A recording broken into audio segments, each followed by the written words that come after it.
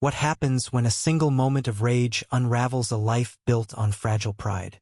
In the heart of a bustling market, where the air hums with the chatter of vendors and the clink of coins, a storm was brewing, one that would leave scars deeper than anyone could have imagined. The market was a kaleidoscope of colors and sounds. Stalls lined the narrow aisles, overflowing with ripe mangoes, fragrant herbs, and handmade trinkets. My sister, Lynn, ran one of those stallsome modest pushcart adorned with vibrant Karen flowers, their delicate pink and white petals swaying in the breeze. Lynn had poured her heart into her flower business. Every morning, she'd rise before dawn, arranging each bloom with care, her hands steady but her eyes carrying the weight of a dream she'd fought hard to keep alive. After our parents passed, Lynn became the anchor of our family, her pushcart a symbol of her resilience. It wasn't just a business. It was her lifeline. That day, the market was busier than usual. The sun beat down, and the crowd pulsed with energy. I was helping Lynn, tying ribbons around bouquets, when I noticed a woman approaching. She was tall, her blonde hair pulled into a tight bun, her lips pursed in a way that screamed trouble. Her name, we'd later learn, was Karen Whitaker. She wore a crisp white blouse and carried an air of entitlement that seemed to push people aside without her lifting a finger.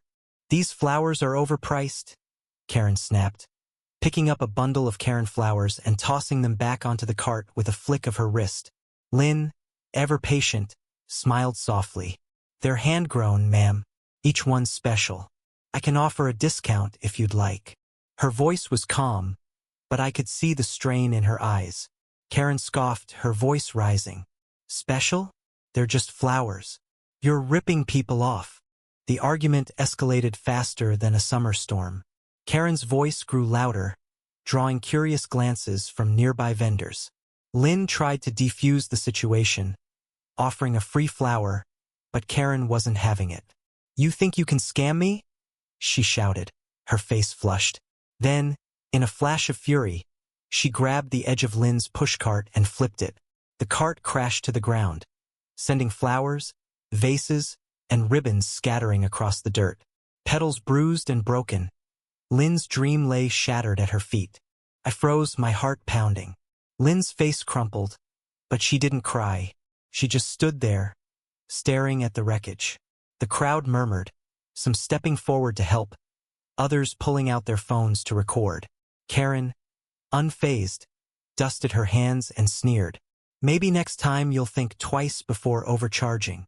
That's when Maya appeared, a petite woman with a sharp bob and a camera slung around her neck. Maya was a freelance journalist who frequented the market. She'd been snapping photos of the stalls when the chaos erupted. "I got it all," she whispered to me, her eyes blazing with determination. "Every second of it." Maya wasn't just a bystander. She was a force, someone who'd spent years exposing small injustices in our town. Her presence felt like a lifeline, a twist of fate that shifted the air around us.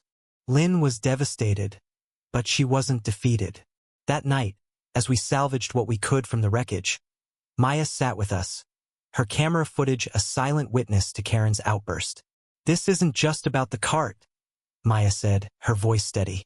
"This is about accountability. Let's make her pay." Lynn hesitated. She'd always avoided conflict, but Maya's conviction was contagious. I could see the spark reignite in my sister's eyes. We decided to sue. The legal battle was a slow burn, but it was fierce. Karen's defense was a masterclass in denial.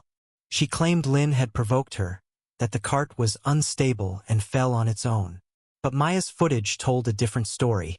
The video, clear as day, showed Karen's deliberate act, her face twisted with rage. The courtroom buzzed with tension as the judge reviewed the evidence. Karen sat there, her composure cracking, her lawyer scrambling to salvage her case. The twist came during the trial's final days. A man named Daniel, a quiet vendor who sold pottery across from Lynn's stall, stepped forward. He'd never spoken much, always keeping to himself, but he had a story to tell. "Karen's done this before," he said, his voice trembling but resolute. "Last year, she trashed my display because she didn't like the price of a vase. I didn't fight back. I wish I had. His testimony was a bombshell, painting Karen not as a one-time offender, but as a serial bully who'd terrorized the market for years. The crowd in the courtroom gasped, and I saw Karen's face pale. Daniel's words weren't just evidence.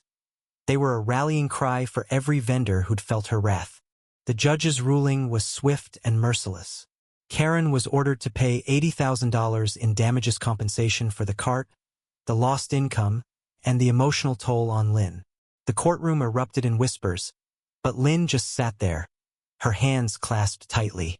I thought she'd feel vindicated, but her eyes were distant, haunted. "It's not about the money," she whispered to me later. "It's about what I lost that day." The victory was bittersweet. The money helped Lynn rebuild her business, but the scars remained. The market felt different now, less like a community, more like a battlefield where trust had been broken.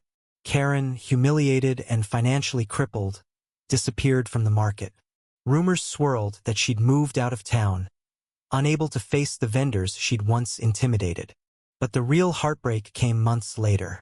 Lynn's business thrived, her flowers more vibrant than ever, but something in her had changed. She smiled less, her hands trembling slightly as she arranged bouquets. One evening, as we closed the stall, she broke down. "I keep seeing it," she said, tears streaming down her face. "The cart falling, the flowers ruined. I can't unsee it." I held her, my heart breaking, realizing the lawsuit hadn't healed her, it had only deepened her pain. The money couldn't erase the humiliation, the violation of having her dream torn apart in front of a crowd. Maya, too, felt the weight of it. She'd been our champion, but even she admitted the victory felt hollow. "I thought exposing Karen would fix things," she said one day, her camera resting on the table. "But it didn't. It just showed how much damage one person can do." Daniel, the quiet potter, stopped by occasionally, offering small words of encouragement, but even he seemed haunted by the memory of his own silence years ago. The Karen flowers still bloomed, their delicate petals a stark contrast to the ugliness of that day.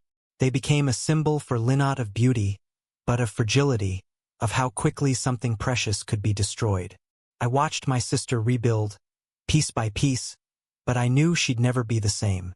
The market, once a place of joy, now held a quiet sorrow, a reminder that some wounds don't heal, no matter how much justice is served.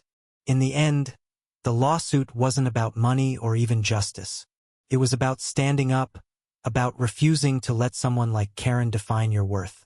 But the cost was steep, not just for Karen, but for Lynn, for me, for all of us who witnessed that day.